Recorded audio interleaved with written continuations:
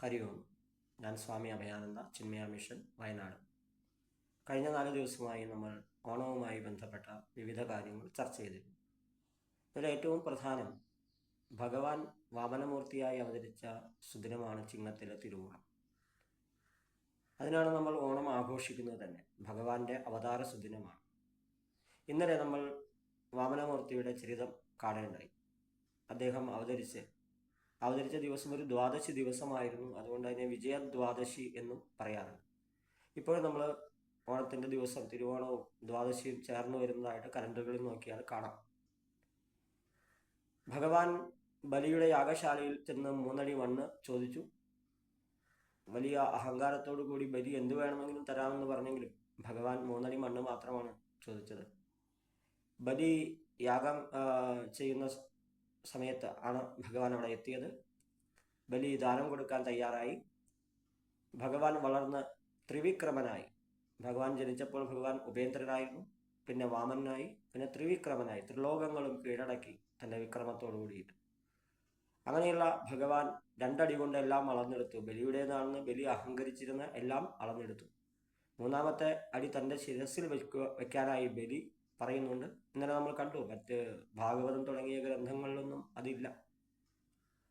ഭഗവാൻ ബലിക്ക് നൽകുന്നത് സുതലം എന്ന് പറയുന്ന ലോകമാണ്, പാതാളമല്ല. അധോ ലോകങ്ങളിൽ ഒന്നാണ് സുതലം. ദേവന്മാർ പോലും കൊതിക്കുന്ന ഇടമാണ് സുതലം എന്നാണ് ഭാഗവതം പറയുന്നത്. സുതലം, നല്ല സ്ഥലം. അവിടെ ഭഗവാനും പ്രഹ്ലാദനും ഒക്കെ, വാമനമൂർത്തിയായ പ്രഹ്ലാദനും ഒക്കെ ബലിയുടെ കൂടെ ഉണ്ടാകുമെന്നാണ്. അടുത്ത മന്വന്തരത്തിൽ ഇന്ദ്രനാവാനുള്ള അവസരവും ഭഗവാൻ കൊടുത്തു. നമ്മളിതിൽ കാണേണ്ടത്, നമ്മുടെ നാട്ടിൽ പ്രചരിക്കപ്പെടുന്ന കഥ, ബലിയെ ഭഗവാൻ ചവിട്ടി താഴ്ത്തി പാതാളത്തിലേക്ക്. അങ്ങനെ ഒരു സംഭവമില്ല. ഒരാളെയും ചവിട്ടിയാൽ അങ്ങനെ പാതാളത്തിലേക്കൊന്നും താഴ്ന്നു പോവില്ല. അപ്പം അതാരോ പടച്ചുവിട്ട കഥയാണ്. അതുപോലെ ബലി കൊല്ലം തോറും വരാനായിട്ട് ആവശ്യപ്പെടുന്നില്ല.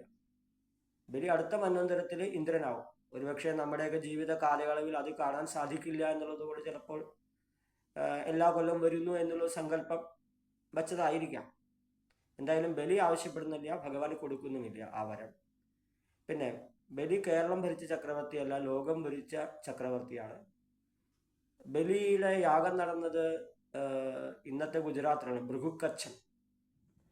അവിടെ കച്ച് എന്ന് പറയുന്ന സ്ഥലമുണ്ട്, ബൂർജ് എന്ന് പറയുന്ന സ്ഥലമുണ്ട്. ഇതിലേതെങ്കിലും സ്ഥലത്തായിരിക്കാം, നർമ്മദാ നദിയുടെ കരയിലായിരിക്കും ആണ് ഈ യാഗം നടന്നിട്ടുള്ളത്. അവിടെയാണ് ബലി പോയത്. ബലിയുടെ അടുത്ത് ഭഗവാൻ പോയത്, വാമനമൂർത്തിയായ ഭഗവാൻ പോയത്.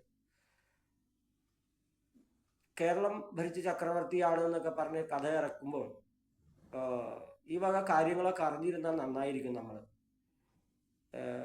ത്രിലോകങ്ങൾ അടക്കി ഭരിച്ച ചക്രവർത്തിയാണ് ബലി.